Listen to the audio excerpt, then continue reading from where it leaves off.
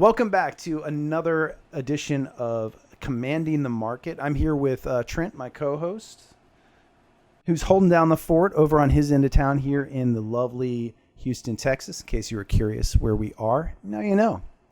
And I bring up that in particular because we are one of the cities who's currently facing some of the worst increases in cases in the COVID-19 coronavirus pandemic here that we're all living in 2020.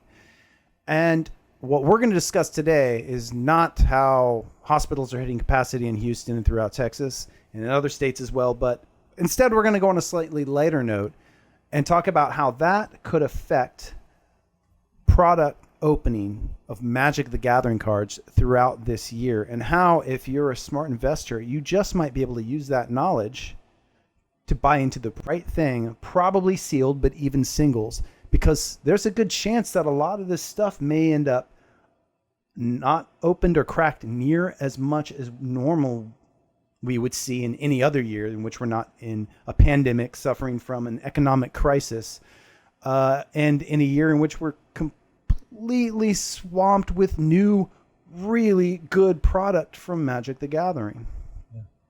Yeah, so there's a lot to take in from that hill. Like you said, yeah, we've been hit pretty hard on this second wave here in Houston. And I'm sure elsewhere around the country they are too.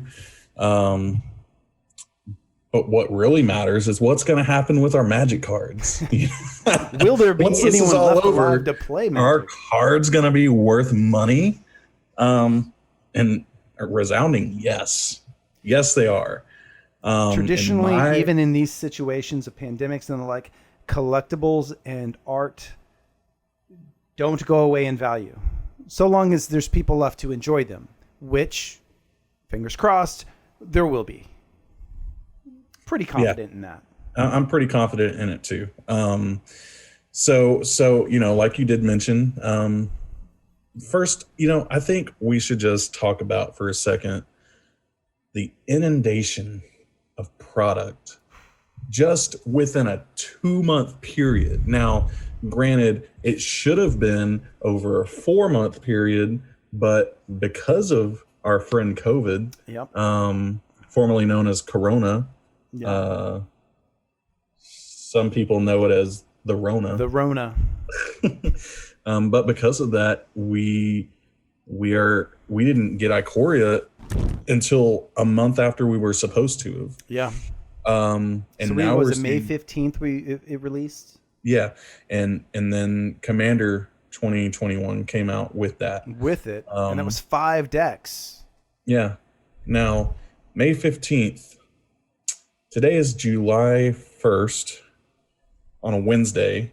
We're recording this. But this is going to be coming out in 2 days. Mm-hmm. Core 21. Well, pre-release was last weekend. Yeah. Which was a month and a half after the release of Ikoria. I mean, and the Commander decks, the Commander 2020 decks. Yeah. And now on top of that, in 2 weeks' time, from this Friday, on the 17th, we have Jumpstart releasing, which also, like M21, is introducing, or reintroducing, I should say, a lot of very good reprints. Mm-hmm. But that's not all, is it? No. I think there's one other thing that I know there's 2 I can think of now. Oh, yeah, well, 2. Maybe. There's Chandra's Spellbook. Who knows?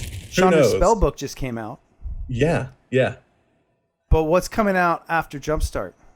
I can't think of the name of it. Let's do a double take on this. Double your pleasure. Double Wrigley Gum Jeopardy Masters. It's a new Masters set. That's right.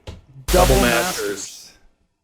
Yeah, which they, interestingly enough, spoiled several cards from that even before the M21 spoilers began, which I found interesting. So they got the hype train going on a set that is 3 sets out at that point.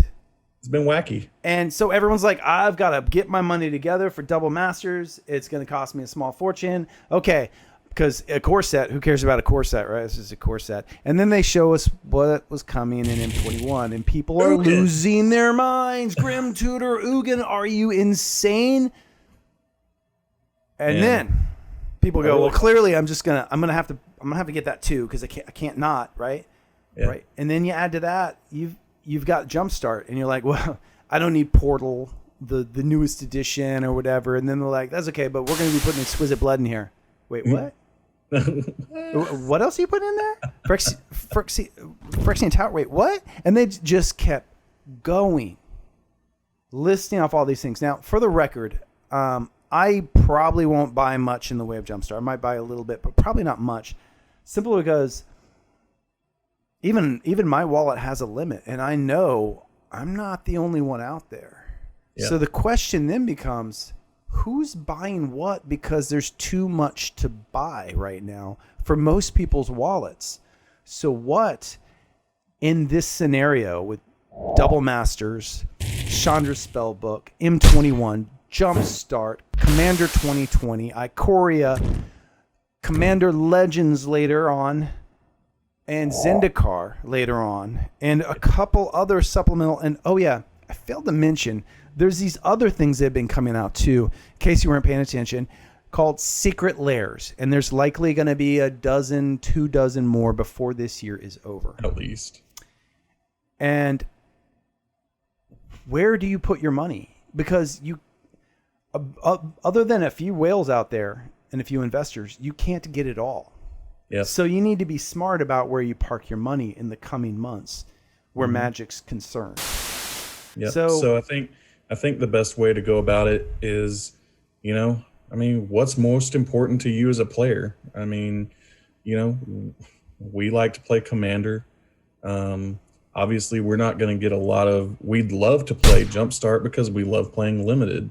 Mm-hmm. That's basically like a mini Masters sealed new thing. I mean, it's neat, Yeah. I'm not totally excited about it because I'm not a huge fan of sealed. I do love drafting, but it's I don't know. Sealed's not my cup of tea. I would more likely just crack packs of Jumpstart rather than actually play it anyway. So now let's just start with Jumpstart. Actually, yeah, let's start with Jumpstart. I think ultimately a lot of people are going to have the same sentiment as we're going to have. It's a new product. We don't really know what to expect as far. It's meant to be played. It's not meant to be cracked and opened and sold piece by piece for its value. Although that's what eventually is going to happen. Mm-hmm. But I think that most people see the shiny bright lights of Double Masters. They see the shiny bright lights of Core 21 and the Core 21 collector boosters. And the anticipated Commander Legends. Yes. They see all that, and then they look at Jumpstart, a product they know not much about. They know that there's reprints, but quite honestly, the reprints in it are not nearly as hard-hitting as what's surrounding them. And not only that, they're far and fewer between, actually. 500 cards in a set. I mean, what can you really expect? Yeah. Now, what was interesting was when Mystery Boosters came out. Because yes, remember, people, that was only like 3 months ago, 3.5 months ago. We had Mystery Boosters, which was kind of the first introduction we had to, oh my God, 2020 is going to bring us a ton of good reprints. Yes. And I know in my box, I hit the lottery on mine. I hit the Crypt. I hit Teferi's Protection. I hit the Amulet of Vigor and many other good cards. I was amazed at the value in there. I was like, man, they're gonna be struggling to top that this year. And so here's the actually thing. They're probably not going to be struggling to top that this year. No. So here's the thing, with you mentioned Mystery Boosters and hitting the lottery. You're going to be hard pressed to not make your money back, even at $180 a booster box. Mm-hmm. On mystery packs. I mean, there's just that much value in there. It's insane. It's absolute.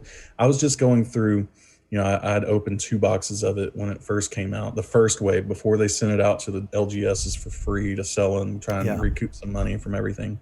Which, by the way, yeah, that was awesome of WotC to do that. Maybe the best thing WotC's ever done besides for LGSs. Yeah, I mean, it fantastic move. Mm-hmm. But I mean, those cards are holding their value. I didn't get a Mana Crypt in either of the 2-pack in the boxes, but 24 boosters in a box, I still have 230, 240 box value from what I pulled. I mean, yeah, it's amazing. It's amazing. Now, one thing I actually would like to talk to you about is something we discussed a couple weeks ago. And I know some people might be saying they're looking at all these reprints happening. They're looking at their own cards they may already own going, this is crushing the value on some of the cards I have. Just potentially, yes, true. However, as both you and I were discussing, with all these reprints, it's actually a good thing.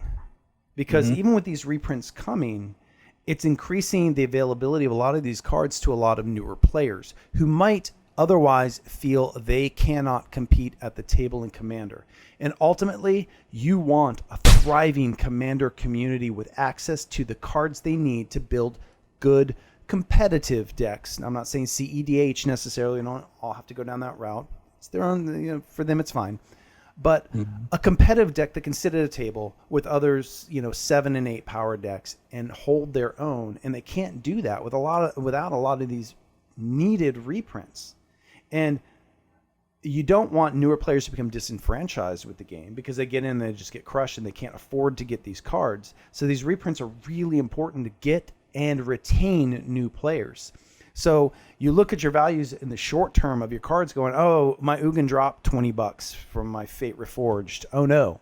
Well, it's going to go back up because as new players are getting excited about these really cool cards, they're going to start jumping in and playing. And if you looked at the market over the last 3 months, it has entirely been dominated, in large part thanks to COVID-19, but entirely dominated by Commander cards. Commander cards have controlled the direction of the singles market. And that's because it's a casual format that everyone can get in and play, and they can play around the table, they can play online with their friends, what have you. So I know a lot of people are fearful of too many reprints of good stuff hurting their collections. And I don't think that, other than in the short term, that's going to hurt the values. I mean, unless they start reprinting them in every other set, like a Colossal Dreadmaw. I mean, yes. I don't think we have to worry about that either. I think you're right, because there's just the player base is there to take on that product. I mean, or the singles. To absorb it. And it's just going to continue growing because they're providing those reprints outside of fetch lands. Yep. Although, we don't know yet. That Zendikar may have some, expedition type things or something. There's one more form of fetch lands coming this year. Fingers crossed. Yeah. So back to Jumpstart a little bit. My spec on Jumpstart is, I don't think it's going to be bought very heavily when it comes out. I think that there's going to be an initial run on it. There has been a shortage on release. You know about the shortage, right? Yes. Which has driven the prices high. Don't go all FOMO and buy into those at the 140, 150. Don't do it. Yeah, that's I feel like that's going to be a false shortage. I don't believe that that's a true. I think this distributor is holding back, honestly. Although we're going to discuss a little more detail on that concept here in a little bit. Yeah. But keep going. But I think ultimately, if you can get a box of Jumpstart, and there's going to be places around, I know for sure at your LGSs, there's going to be some, of course, that are going to want the hefty TCG price for it. But then there's going to be others that are honest and upfront with you and are going to make their honest money from it. When you find those LGSs, give them all your business, because you're not making a lot off of it, and they're doing what's right by you guys. So give those guys your business. You win too, because you get the product at a fair price. and you're not paying outrageous blown up inflation prices Yep. for it. So find you a box of Jumpstart for 99, $100. Sit on it. Don't open it. Exactly it. You What I know, was going to say. I think the value. Go ahead, but yeah, it's going to be so underopened, in my opinion. well, not just underopened, because you pointed out a very viable point, which is part of why portal cards are worth as much as they are. Mm-hmm. You see, they were designed for new players. They're designed to just crack, throw them together, play. So what happens when you do that? Often they don't get sleeved. They're new players. They don't understand the value of these cards. These cards are getting slammed together, a couple boosters, and then they're being played. Yep. They are probably going to be underopened as well. And you combine that with the current shortage, which may or may not continue. I wouldn't go FOMO crazy about it right now. I agree. I think it's not a legitimate shortage. But you combine all those factors, and it has sealed a much better long-term investment product than opened, in my opinion. Mm-hmm. Whereas M21, Double Masters, both of those are likely going to hold great value sealed. I don't doubt that. But you're also going to get great value from cracking it. Where in the short term, and I don't know about long term, but possibly even long term, cracking Jumpstart may not be as worthwhile as M21 or Double Masters in the rare in what you get from it. And for what I've seen from openings and from what I've heard on the allocation of these better rares and mythics in it, they're harder to come by than your average rare or mythic on the quality reprints in Jumpstart. So I think sealed is really where your best bet is for that, because that's just like every sealed alpha booster is guaranteed to contain a Black Lotus to the seller, not the buyer, but to the seller, and therefore they can command that super high price. The same is true for Jumpstart if it's an unopened box, because it contains all the great mythics and rares, because who's to say it doesn't until they buy it and open it. And that's kind of the long-term investment value of buying and sitting on sealed. Mm-hmm. But I want to shift gears a moment and away from a singular set, and I want to discuss the broad, on a broader point. We had with Secret Lairs, I don't know if you're aware, not all of them have been delivered on that were purchased because they need to be printed. Mm-hmm. We have issues right now in our country, and not just our country, but internationally, with COVID-19 affecting the ability of a lot of people to go to work. Right. This can, in some cases, include printing presses having to slow down printing times or speeds because of concerns with COVID. There may be additional steps they have to take which slow down the amount they can print at a time. Now, Sure. I have worked in printing. I can say you're generally not too close to other people, except on the end of the printer line when the product's coming down. But even I still, currently work for a printing company, so yeah. okay. So while I don't think it's going to phenomenally impact, I think it will slow down somewhat the amount that we see printed. And because of the vast amount of products being printed this year by WotC, or produced this year by WotC, I think possibilities of reprints of sets will be diminished, such as rumor I've been hearing of like Commander 2020, there may not be a reprint this year. There may not be a reprint period. And that may not be the only one that suffers from this. So it's interesting that we're in a year where I think the possibility of sitting on sealed product could outweigh by far the prospects of opening and cracking for singles, even though the singles in the set and these sets are phenomenal and will easily make you your money back on openings, such as we talked about with mystery boosters. So these later sets in this year, depending on how things go with COVID-19, you could see increased scarcity. I don't know how much of this, though, is, as you pointed out, Trent, a potential false scarcity on the part of maybe distributors to try and up the value and cost of what they're getting from the stores, from whomever they're selling to. Right. I don't think this is on the WotC's side of it. This would be more on the distributor side of it. And I fear it's going to be a that's distributor concern. issue, but we can get into all that. I think it's not ultimately what we're trying to do on this channel, but we do think it is important to talk about. It's a different kind of speculation. And while, saving the sealed boxes of Jumpstart and also I'm going to speculate on Ikoria. The collector boosters or regular Ikoria or both? That's another topic entirely, right? Oh, well, so, and then are we talking first print or second print? Yeah. That's another factor in play with starting with Ikoria, really. Yeah, it's getting a little hairy, But I think ultimately we can be safe in assuming that anything that is being released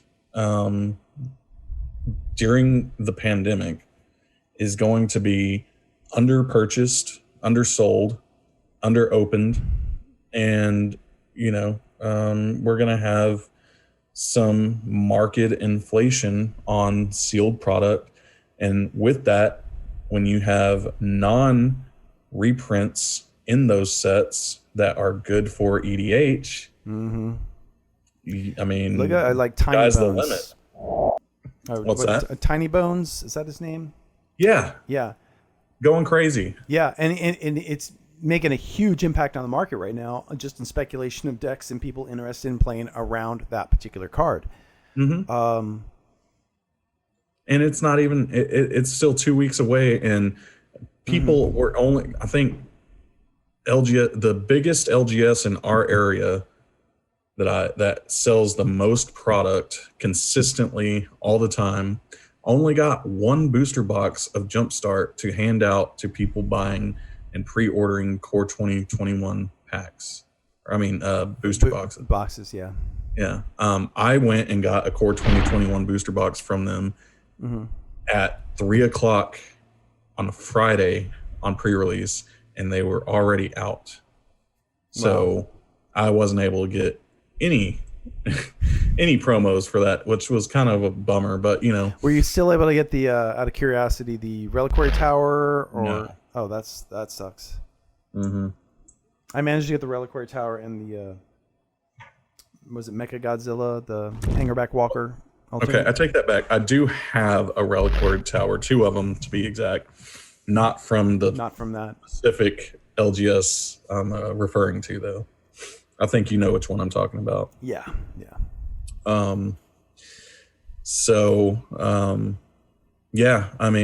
Jumpstart, save your booster boxes, save the packs, crack a few packs, play with your friends, but have fun with it. I mean, I want to at least, I at least want to get a couple at one point just to play with a friend, and then I'll probably sit on a few.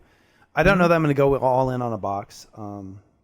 If we're talking $100. Yeah, the price is going to have to go down. I'm not going in on it over 100 for certain. Yeah, no, I won't do 120, 130, nothing like that. But if we're talking 99, 100 normal booster box price, sure, I'm in for a box or two, and I'll sit on it. I don't intend to open. Whereas M21, I'm not opening. In fact, I'll be opening. In fact, by the time you've seen this, I've probably already opened it on the show, to be honest. I've opened so much M21 already. It's ridiculous. I've been holding on. I've opened just a pre-release kit. I'm sitting on a pre-release kit, and I'm probably going to get another one in case my kid wants to play this weekend with me. We'll see. But all my stuff, I'm not opening until next week. I'm getting through the weekend. Okay. Got a coveted Teferi going on right there. Purple art? Is that the purple wave one? Purple. Okay, that's like my favorite of the I agree. art. Like the purple has the most contrast. Yeah, I agree. I also pulled a foil pre-release one in one of the pre-release kits I got. Nice. Which is pretty nice, and 2 foil full art massacre ones. Wow. So pretty sweet. But I digress. Yes, a bit, but that's okay. Everybody enjoys Magic, and I think the people watching, if they don't enjoy Magic, they're watching the wrong show. Probably. So then you getting to show off a few of your cards. I'm sure they appreciate. Or else they're angry because their pre-release kit sucked. I don't know. Hey, I had to open a lot of pre-release kits for that one. My one kit got me a Grim Tutor and an Alt Art Solemn, so I was happy. Hey, that's pretty good. Yeah. I mean, that paid for the pack anyway. Yeah, and my Baron was my pre-release card. I love Baron from way back in the day when he was an Avatar. Was it Avatar card? I can't remember what they call it. Vanguard card that you could play with, and I built a deck around that for Vanguard, Summer Vanguard. I think it was. It was a ton of fun. But now I digress. So let's talk about something after Jumpstart. What else we got coming? W pleasure, W fun. We're gonna have. I guess the next thing would be Double Masters, which is commanding a 300 plus price point.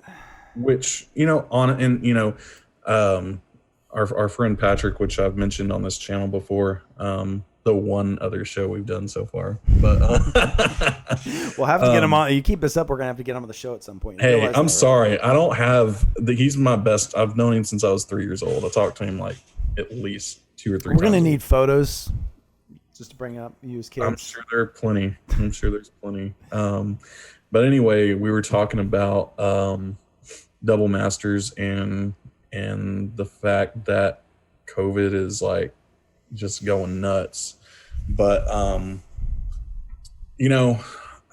I think that even though the price point is inaccessible, seemingly inaccessible for a number, for most people, and honestly it is for me too, but sometimes you just got to bite the bullet, Yeah. I mean, if you want to be an investor and you want to try and make some capital gains, you have to spend capital. That's just how the game works. So yeah, I think that everyone should at least buy into Double Masters. Honestly, even at a $400 price point, which is what it's going to be at on release, I have no doubt. I just have a hard time pre-ordering a product 2 months in advance. Yeah, I mean, I'm not going to see it for 2 months. I've got $300. For most people, $300 is, I mean, that's that's 2 or 3 months worth of spending money, and you're not even going to get it for 2 months. I mean, that's a hard pill to swallow. But I think it is investing when you think about it. You spend up front to get returns on the back end. It is. But I think you have to pull, if you haven't pre-ordered at the $300, and I haven't checked it in a few days because I did get a pre-order, and I did pre-order it at $300 on Amazon. Let's see here. I will say the value is there just from the few cards we've seen. The guesstimate is the remainder will kind of be up to snuff, and the fact that you're essentially getting twice as many rares / mythics as you normally would kind of puts the box in a normal Masters range at $150 to $200 for a Masters box, which, let's face it, in most cases is going to be worth it unless we're talking like iconic M25, Masters 25. Okay, so they don't even have Double Masters listed on Amazon anymore. Oh yeah, I'm not surprised. Yeah, so I mean, ship sailed on that, but you can get the VIP 4-pack edition for $102.60. Oh, which I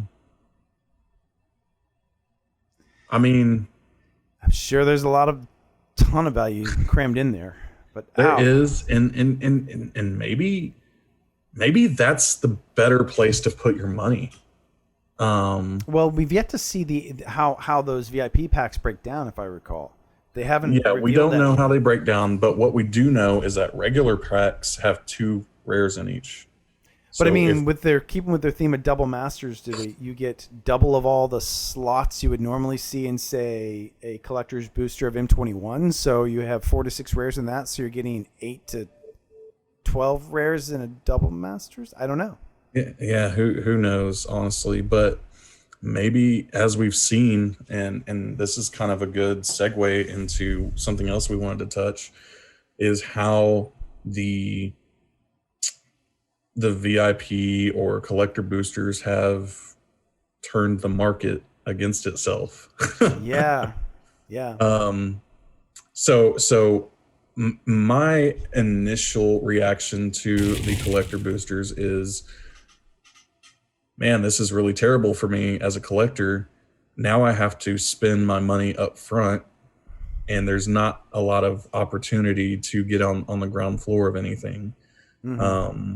When you're buying singles of these collector products, they're already at an inflated price compared to the standard card.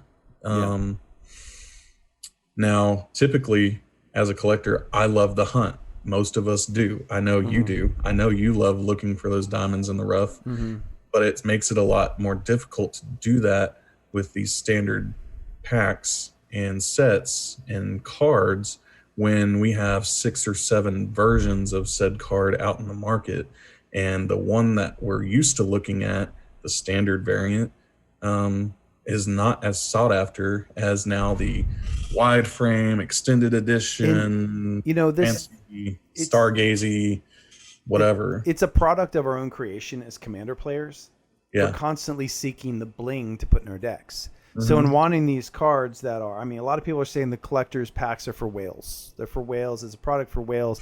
Really, what they're trying to say is this is a product for commander players who want to bling out their decks. Yeah.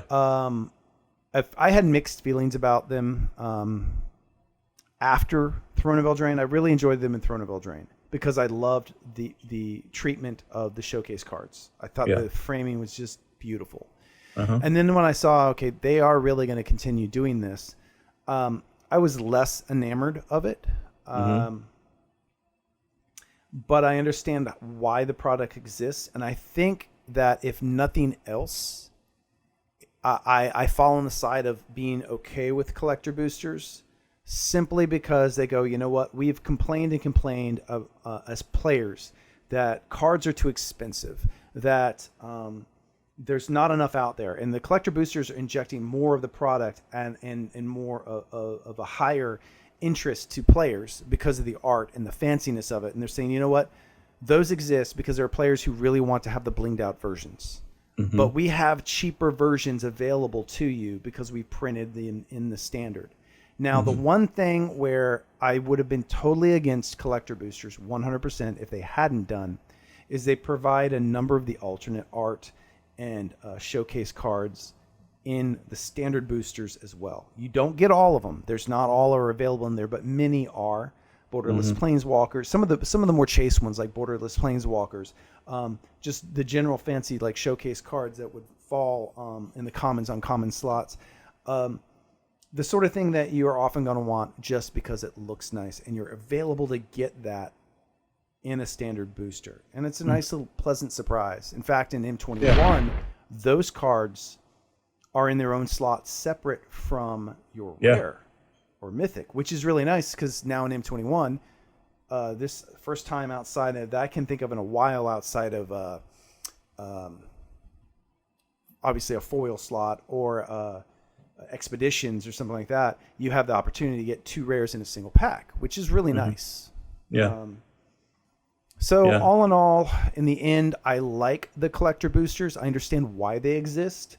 They do affect the market, but going back to an earlier thing we talked about, they increase the number of cards and possibilities for players to get into the game because a lot of your starting commander players, they don't care about the bling. They just want to be able to play and have the card that says it does X, and X is exactly the same as your fancy one does.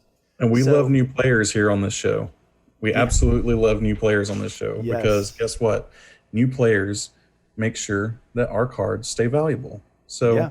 teach somebody to play Magic, you know? Get a And couple jump start boosters and sit down with somebody, buy them for them, and sit down and teach them the game with jump start boosters. that's your jumpstart investment. Yeah. Is you're investing in the future of this game by buying Jumpstart. So buy Jumpstart and teach somebody how to play Magic. That's why you should buy Jumpstart. I have a little parable, moral story, whatever, anecdote, if you will, to about investing. So way back, few of you may recall this time, there was a set called Chronicles that was created. And when they made this set, it created a massive uproar in the community. Now, myself, I got in during the dark. So I did not own a lot of cards prior to the dark. They were very hard to get a hold of. So when they reprinted a lot of these interesting, cool, whatever have you cards in Chronicles, a lot of the old players, the old guard, if you will, became furious. And many that I knew sold their entire collections. Yep. Moxen, Lotus, Time Twister, Time Walk going. They're just, because this is, mind you, before the reserve list existed. Yep. And there was such a backlash. Exactly. That's the very reason why the reserve list now exists. It's because the backlash of players, and they had a large contingency of players. Like, I literally recall the time in the game store that I frequented, and they lost about 20% of their Magic player base. Now, what that meant was those who were left were the people who were the newer players, such as myself. Yep. Now, there were a few, I'm sure, who didn't sell all their stuff. And you know them because they're really happy people today. Yep. So with that little parable in mind, as you're getting people to join and play, you could get angry because they're reprinting these really good cards, and it might be affecting the cards you already own. Or you can be happy and realize that I've seen where this went before. If I can keep those newer players happy by letting them play with the powerful cards that I'm playing with because they're available for them to get, the game will grow and my investment will grow. Yeah. And I have probably an unpopular opinion on collector boosters that I have not shared with you. Oh, this is juicy. We get something new here. So yeah, so this is kind of a hot take. And I really hope Wizards isn't listening right now. Because, Ivory Tower. I don't think they go down to this level to listen. They won't be for at least ever. Honestly, I think collector boosters are underpriced. Yeah, and we don't want them to hear that, by the way. Yeah, I know. But let me tell you why. Oh, no. I agree with you already. Yeah, I mean, honestly. Because if they were to price them correctly, the collector booster cards would be worth more. Therefore, there would be more value in the current standard boosters. You wouldn't have had a Theros crash, you know. I mean, you probably still would have, but not nearly as bad. But yeah, I mean, at $25 a pack, think about it. That's like going and buying 3 regular booster packs. No, it's usually more. I mean, you look at M21, you're getting a minimum. It is a minimum of 4 rares. Well, no, what I'm saying, the price point. Oh, price point. Yeah. It's like, okay, $4.50, let's say, for a pack. You're getting you're getting 5 boosters. You're paying for 5 boosters roughly.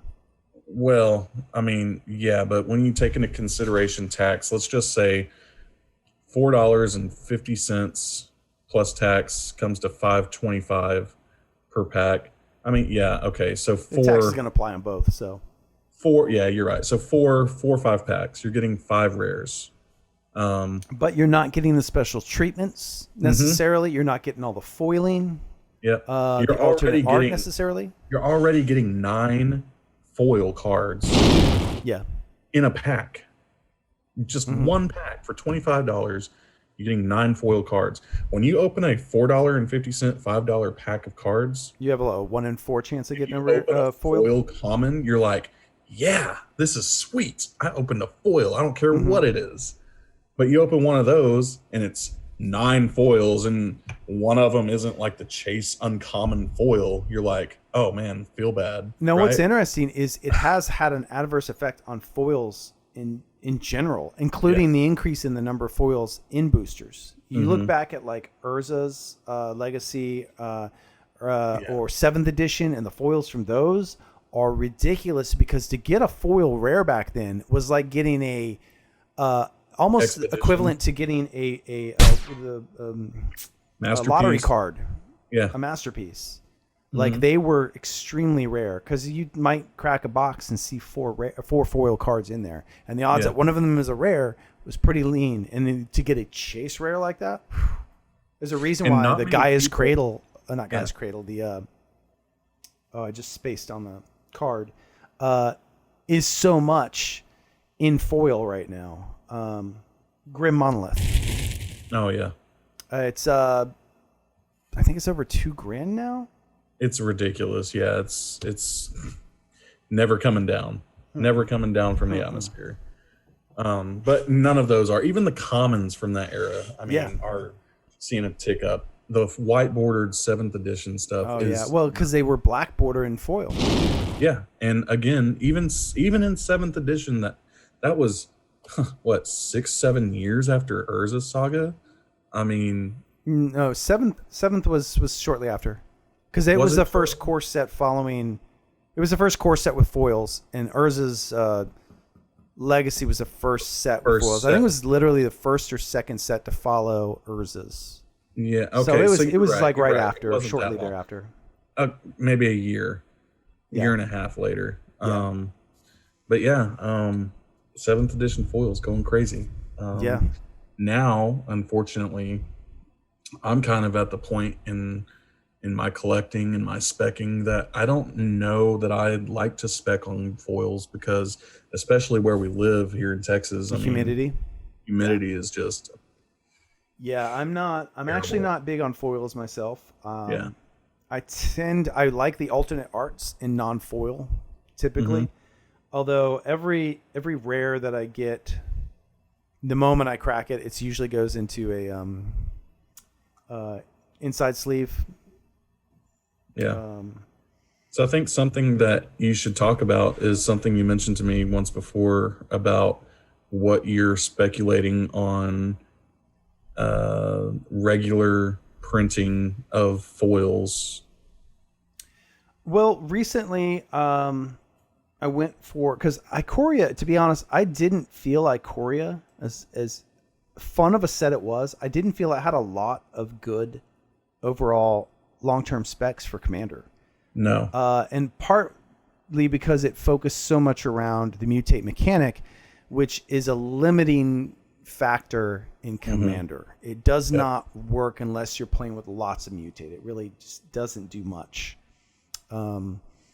So overall, I wasn't impressed for specking on that, although I do still feel that one card worth getting in on is Shark Typhoon. I bought some of those both in foil and non-foil. I got in at them. I got in on them. Let's see, the regular, and this wasn't too long ago. The regular non-foil treatment I picked up for about $4 and $4.25. They're currently at $5.10. And then the foils I got for right about $5. I'm not sure where they are right now. I have not checked in a week or two. Last time I checked, they were at $6.57, something like that. So yeah, it is $6. So those have gone up about $1 since I bought, or not even gone up. I got in on them at $5. They were like $5.50. They've gone up to $6 since then. And I don't feel super strong that this is going to be a huge card in Commander, but I do feel it's going to be a solid card in Commander in anything that is an artifact-based deck, a spell slinger deck, anything where the base of the deck isn't creatures. I put it in my Kefnet deck and was like, this is just a bomb in there.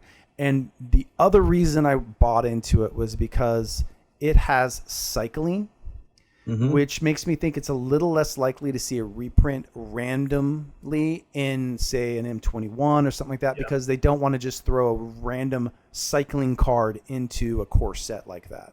Right. Typically, that if history is any indication. So generally, it's not going to be seen except in a supplemental product as a reprint, or in a down the road a set that may focus around cycling. Mhm. Not to say that can't happen, but it'll probably be a few years out before that does. So I thought it was a safe spec for now. I think another good spec, we had talked about was, specking on cards that are in their foil version, high end, for instance, let's just take Fabled Passage, for instance. It just got a quick reprint from Fabled, from. I expect that card's probably going to be staying in standard for a while. I'm will getting be. that impression. That's their new fetch replacement. And it's a good card, and honestly, I think it's gonna be a good commander card for a long time. It will be a staple. There's a reason why it was commanding such a high price. Pardon the pun. Right after Eldraine came out, and it wasn't just standard. Yeah, but while we see that because it's being reprinted so quickly, we're also going to see, I think, because of the collector boosters, you have a non-foil extended art version in Throne of Eldraine and in Core 21. Yeah. You have a foil extended art version in Throne of Eldraine and Core 21. But then you have a standard and a standard foil in both. Now, while the standard card is probably not going to see, now it's just, it was, it was like $7-8. It's probably just plummeted now. Last I checked, it was holding at like $6.99, but that was a few days ago. So from M21, I don't know the Eldraine version. Right, but you and I had talked about that potentially because now you have this kind of this forgotten market where if somebody wants to bling out their deck, are they going to bling it out with a standard foil? Or are they going to bling it out with either an extended art or a foil extended art?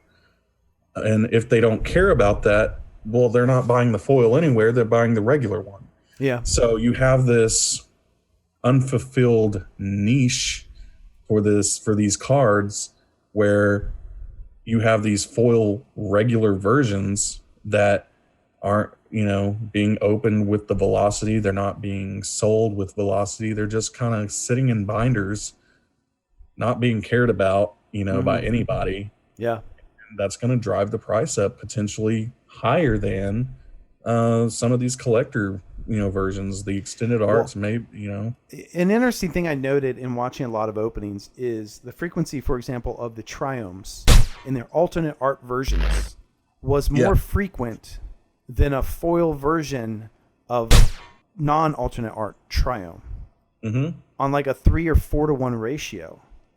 Which you could crack also the alternate art triomes in the regular boosters. And you can also crack normal art foil ones in boosters. Now, from my viewing of opens, I am sitting at home during a pandemic. I do a lot of just box cracking, watching videos. And I probably have seen at this point, I wouldn't be surprised if I've seen close to 1,000 boosters of Ikoria open, not just online, not including my own openings. And I have seen far less foil triomes, normal art foil triomes, than any other type of triome. So I wonder if, because of things like collector boosters, if those random foils of non-alternate art are going to become and be seen as more sought after because they, in the long term, will be more rare. Kind of like with the Teferi situation we have right now, where there's all these different alternate versions of Teferi. Which one's going to come out on top? Who's going to be the one that is least cracked? What number? What iteration? That's why, I don't know where to begin potentially speccing on that card. It could come a point a couple of years from now when most of them crash except for that one. One's worth $300 and the rest are worth $25. Right. There's no real good science behind this, especially with the collector boosters throwing in what they throw in, and then the pandemic, and there's just a lot at play right now. It is very bizarre. There will be people who will come out of the other side of this way ahead. Oh yeah. And unfortunately, it's not. There's not a lot of science to it right now. It's well, what we just said, what we call it, speculation. Yep. It's a lot of speculation. You got to look at all the factors in play, but Mm-hmm. most importantly, you've got to decide what you personally can afford to do. The FOMO is huge right now, so I do recommend anybody. We're talking about investing, but I am very careful in what I invest in. I'm very slow to pull the trigger on a lot of things because I only have so much free income. So I can't just throw it at every new thing that comes out in my direction. And I recommend you do the same. So, Trent, I think we're going to about wrap this up. Anything else you'd like to add? No, I think we pretty much hit everything. I'd like to just point out to you guys that, again, we're not professional advisors. We don't have any kind of inside information. We're just two regular dudes trying to get ahead in this game that we love so very much, and maybe turn it around a little bit and make a few dollars. Probably mostly just to dump back into the game ultimately, but in any case, hopefully you guys take some of our advice. Hopefully you don't take some of it, because weigh the pros and cons of what we're saying with your own ideas in mind, and don't get anything right, you can't afford. And we're going to be wrong, so we can only do it what we see, and I'm sure you guys see other stuff. So, and if speaking if you've got good ideas, things you think are good specs, an M21 Jumpstart, whatever have you, let us know in the comments below. We'd love to hear your thoughts, and don't forget to hit like and subscribe to the channel. We're going to continue bringing you great content, and let us know below if there's something you would like us to discuss on the channel. And with that, I think we're going to wrap this episode of Commanding the Market. We appreciate you watching. And Trent, tell them about what they could win. Well, next week, we're going to have a new episode coming out, and we're going to be discussing some cards that maybe in the past, in the history of Magic, have not seen a lot of play in Commander, but maybe have a space to. Maybe they have a come up. So we're going to be running a little contest, and the person who can come up with the best spec in the comments for next week's video will not only win a spot on the segment and a shout out, but we're going to send you a signed Special Art Island from M21. Very nice. Non-foil, of course, but we're going to send that to you. We're both going to sign it and send that off to you. And, it's pretty sweet art. I don't know if you guys have seen these arts on these basics yet, but they are very, very nice. So yeah, that's something you guys can win. And if you come up with the best one and we pick it, well, you're going to get that. So just a little incentive to come back and have some fun with us. All right, everybody, thank you so much for watching. We look forward to reading your comments and seeing you next time on Commanding the Market.